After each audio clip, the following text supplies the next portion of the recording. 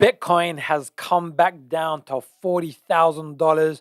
What does that mean? Are we going to start a bear market, or is it just a classic wave 4 profit taking wave before we're going to see a surge to a wave 5 in that range of that $50,000 Bitcoin? Well, that's what we're going to look at today.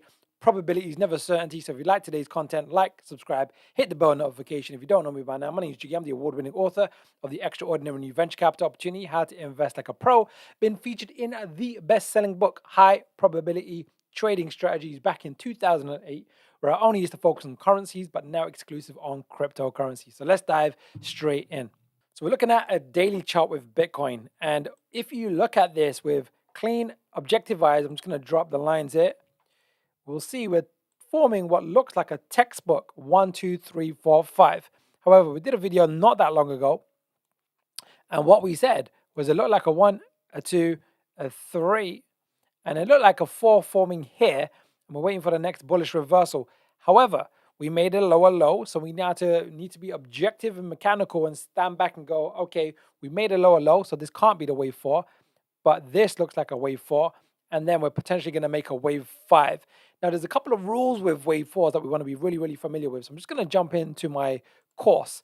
So if you don't know, I do Elliot Wave and Fibonacci. You got a free masterclass below. We're doing a stupendous offer right now, £97 for our offer. But what I want to jump into is the Elliot Wave section. There's the rules and guidelines. We've got the foundation, the intermediate, and the advanced. And it's really this lesson 5, the 3 Elliot Wave rules and guidelines. And again, my students use this to kind of remind themselves so they don't have to kind of just remember it. I'm just going to click to the particular section. There's a particular section. It's going to be rule number 3 over here. Let me just zoom in over here. Let's do it like this. You'll see here it says wave 4 cannot trade below the wave 1, below the range of wave 1. That's what we're going to use. We're going to use that information because there's 3 rules that you want to be aware of when we're using Elliot waves and Fibonacci. And this is the wave 1. This is the wave 1. So even though we've made a lower low, it's still a valid wave 4. It's still a valid wave 4. And this is the art and the science of technical analysis. You know, it's probabilities, never certainties, and the markets are going to do what they're going to do. And we're just looking for high probability setups. And if it invalidates the count, we just look back and go, what was invalidated? Well, this low jigger was taken out. So therefore, that cannot be the wave 4. So now this looks like a high probability wave 4, keeping in mind that that wave is not trading in the range of wave 1. So I like to now get rid of these lines. So it's nice and clean, and we just go like this. It has not traded into that range, so it still looks good. It still looks healthy. So now, literally, this is the art and the science of trading. We just, in a mechanical fashion, we can say if and when Bitcoin makes its next bullish reversal, or it gets a bit more oversold, we can consider taking a trade of a wave 4 low, So we moved it from here to here. And again, if you want to learn this, take my free Elliot Wave Masterclass because I break it down. And then if you like, you can buy my course, get invited to my private Telegram. We do weekend workshops. We got one tomorrow. Today's Friday, tomorrow being Saturday.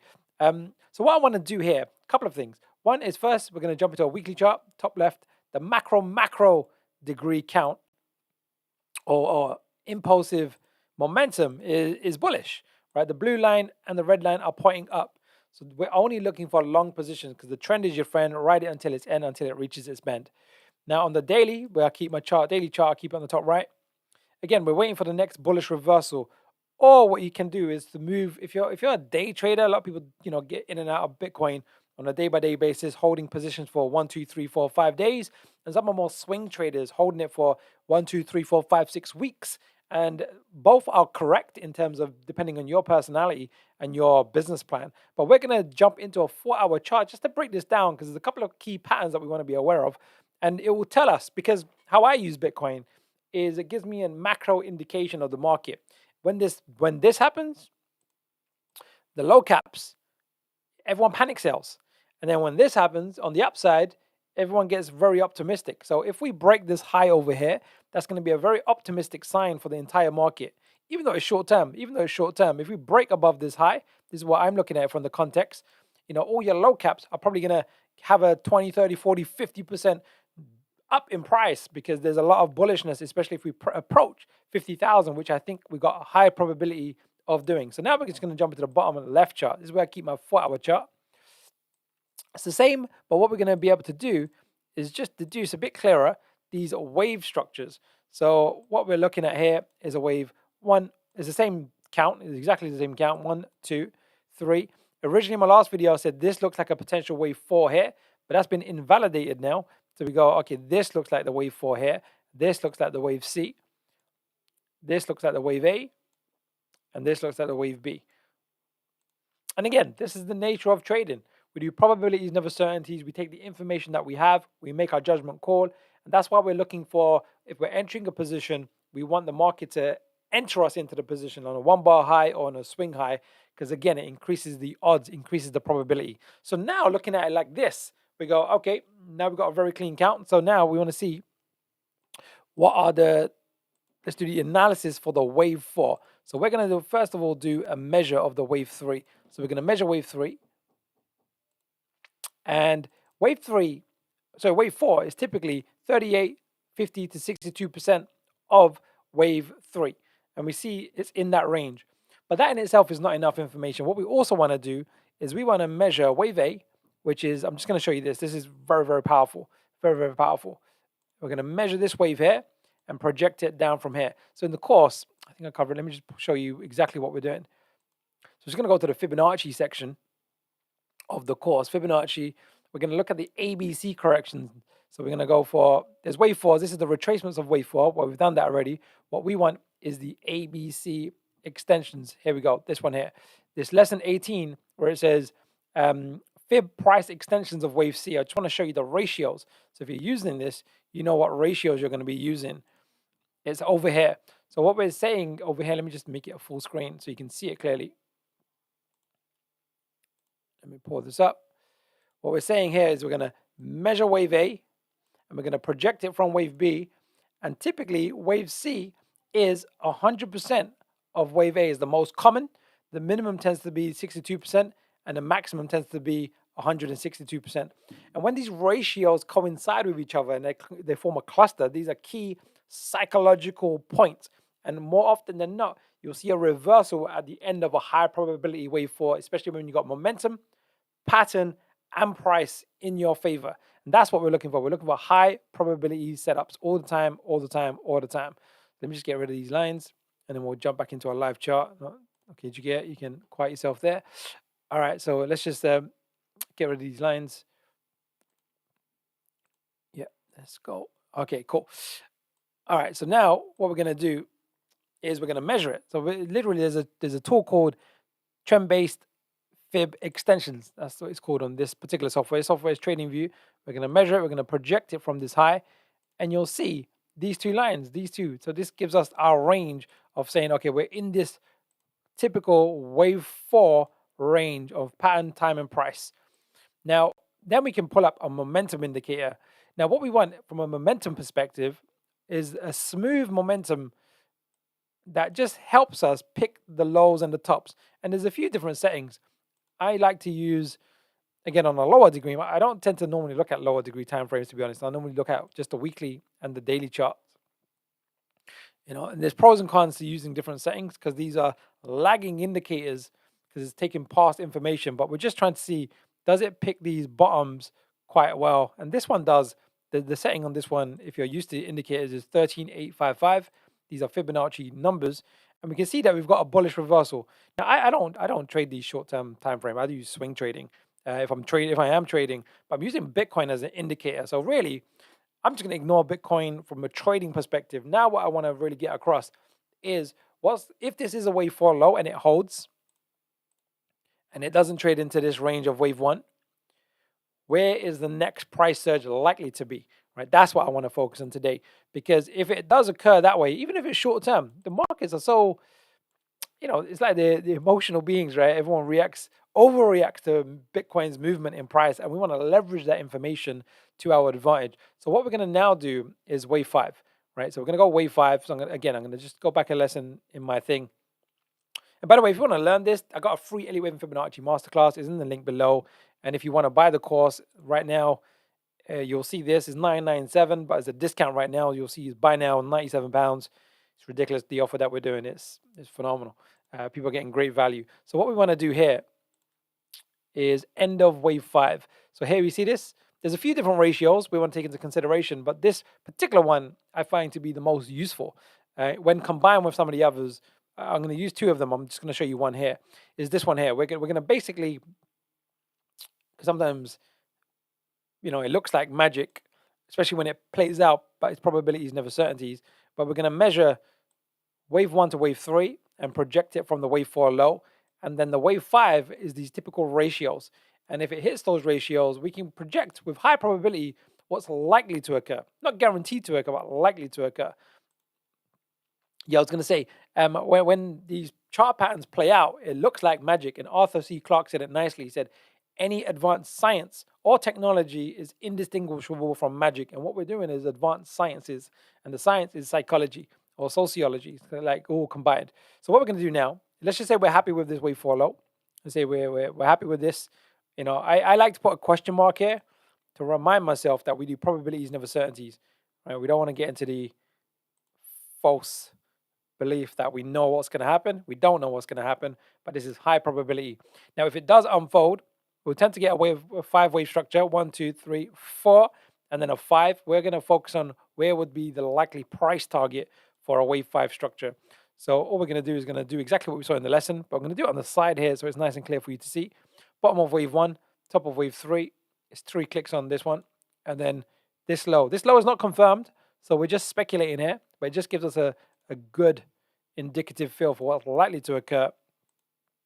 And these are the two ratios here, this ratio range, ranging from 47,000 to around 50, just under 52,000. That'll be very bullish for Bitcoin, but short term, the low caps are they'll tend to have a nice surge, and you can plan your portfolio around this as well, depending on how. Some people like to just buy and forget, which is a good strategy, long hold strategy, and others are in and out of the market. And but whatever your strategy is, you can use this information. There's another one that's in the course called the external retracement. It's more of a confirming indicator. I won't cover the details of it here. I cover it in the masterclass, the free masterclass.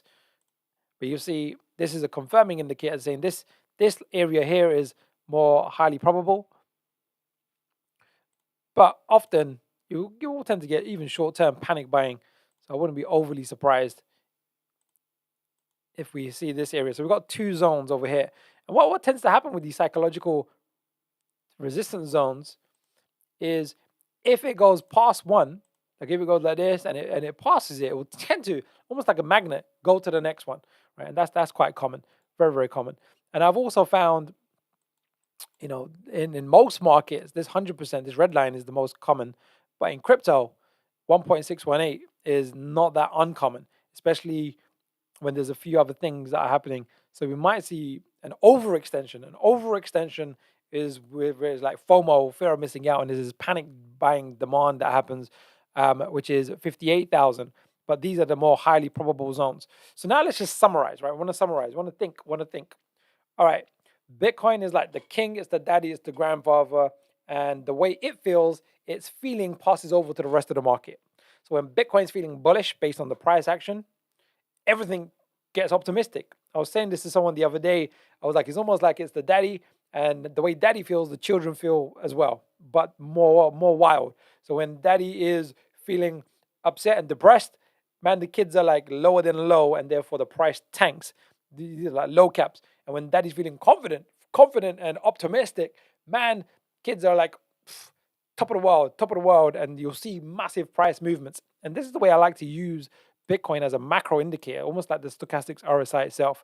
So what I'm anticipating, I'm going to jump back into a daily chart because I don't like to go too much into small time frames.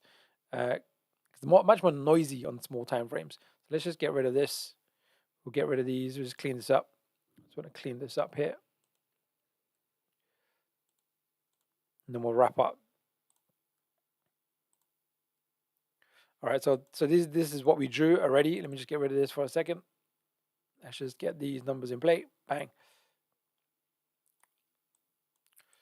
All right, so what tends to happen is if we do get, again, let me get rid of these lines as well. I like to keep my charts quite clean. Let's just now double click, and we're going to pull up these wave lines again. Let's just say we do get a $50,000 Bitcoin. Right? Let's just say it does do this, right? What we want to be prepared for is after a 5-wave structure. Again, I'm going to reference my course because it's good. Actually, it's here already. It's in the background, so we don't need to go to the particular lesson because you'll see me loop certain things. With a 5-wave structure, actually, it's not in this one. It's all right. What I wanted to show you is in the Elliot Wave section. But it'll be worthwhile because sometimes, I talk and I go fast, but a lot of people tell me, I didn't follow you that well. I followed you pretty well, but not as well as I would have hoped. Rules and guidelines. All right, let's just go to lesson 2. These are some of the basics from foundations. But what I was trying to emphasize, let's just jump to this part here, is the main thing I wanted to emphasize here is after a 5-wave structure, 1, 2, 3, 4, 5, what you typically get and you should expect and anticipate is an A, B, C.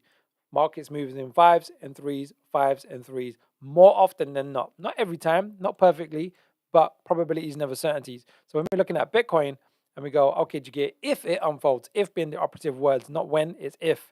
What would typically occur next, or what will tend to occur next, which you want to be prepared for, is an A, B, C style correction looking something like this. Something like this. So I think this is what's going to play out. Not guaranteed, but this is likely to play out. And if it does play out this way, there's going to be a very optimistic part of the short term, which is like this phase, if it plays out this way. And there'll be potentially an immediate pessimistic phase, because sometimes these wave twos can be quite deep because the market is not aware if it's reversed yet and the trend has changed. And sometimes it can be 78.6%. Which can be quite deep. But if it plays out like this, we'll play out as well. So there you have it. That's my thinking on Bitcoin. It looks like a nice ABC correction form in here, an ABC correction over here. Let's just draw it like this. Micro. Bang. We'll just get rid of the lines because it keeps it clean. And we'll potentially, with the momentum, weekly momentum's up, the daily is pretty oversold, so we're looking sideways to up for 3 to 5 days.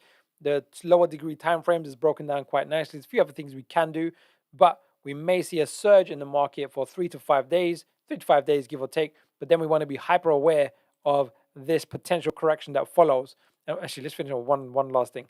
I know I'm looking maybe a bit too far ahead, but just so you understand this, what typically happens if it does unfold 1, 2, 3, 4, 5 up, and then an ABC down, ABC down, and this low does not get exceeded, like it literally holds and it finishes here.